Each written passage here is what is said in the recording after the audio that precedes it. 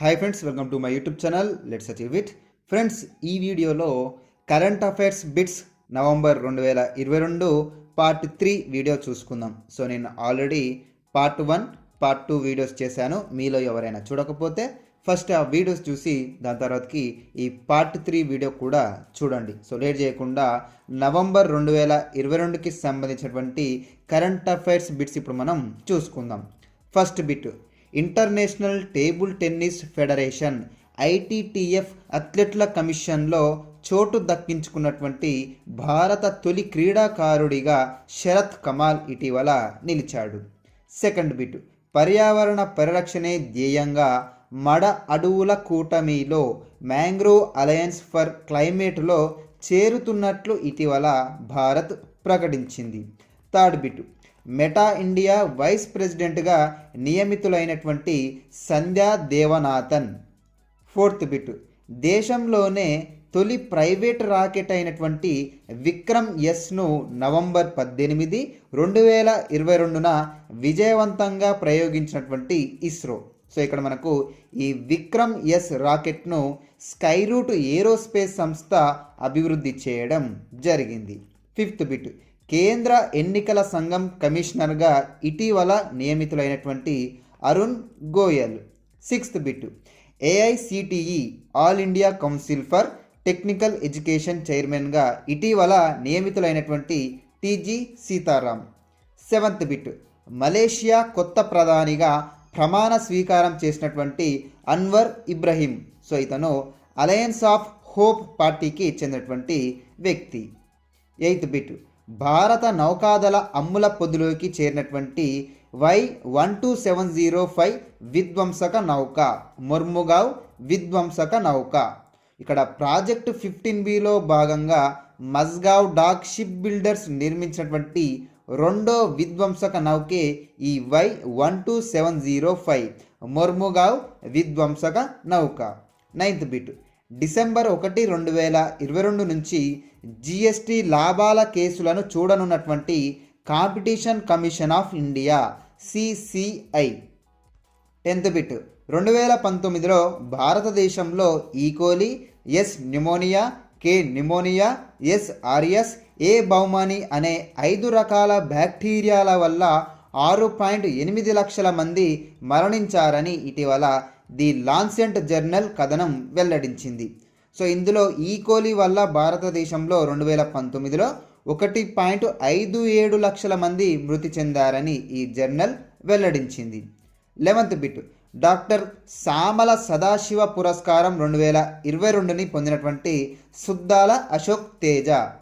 12th bit, దక్షిణాఫ్రికాలో జరిగినటువంటి miss డెఫ్ international 2022 పోటీల్లో మొదటి రన్నరప్గా నిలిచినటువంటి భారత్కు చెందినటువంటి సరిత ముసుగు. 13th బిట్, ఆర్టెమిస్ 1 రాకెట్ని విజయవంతంగా ప్రయోగించినటువంటి అమెరికాకి చెందినటువంటి నాసా.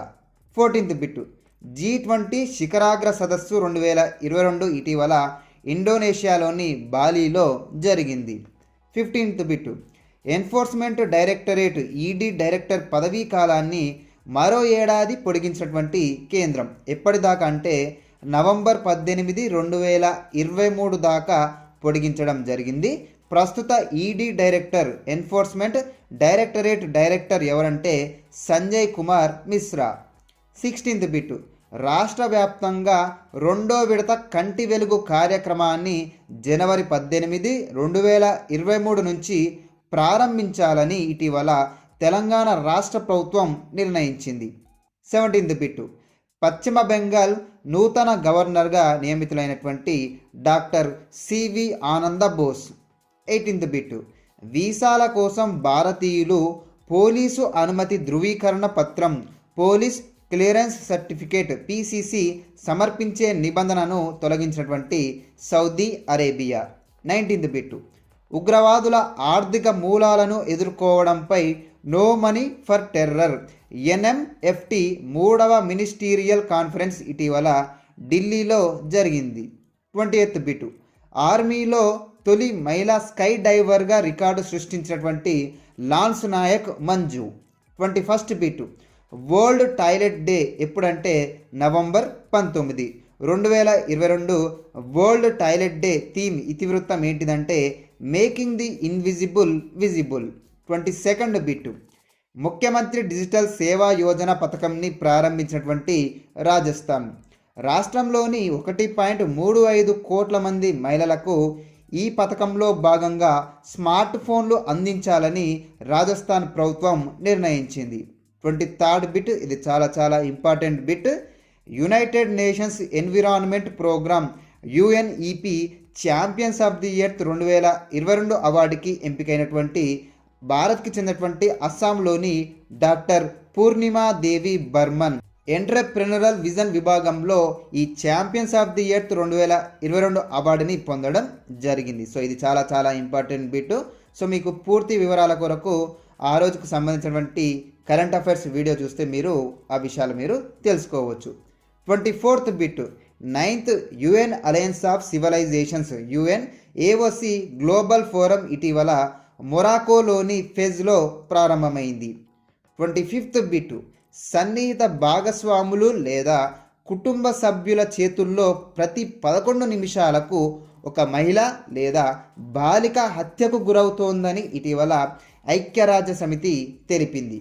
సో ఫ్రెండ్స్, ఇవి నవంబర్ 2022కి సంబంధించినటువంటి కరెంట్ అఫైర్స్లో భాగంగా పార్ట్ 3 వీడియో.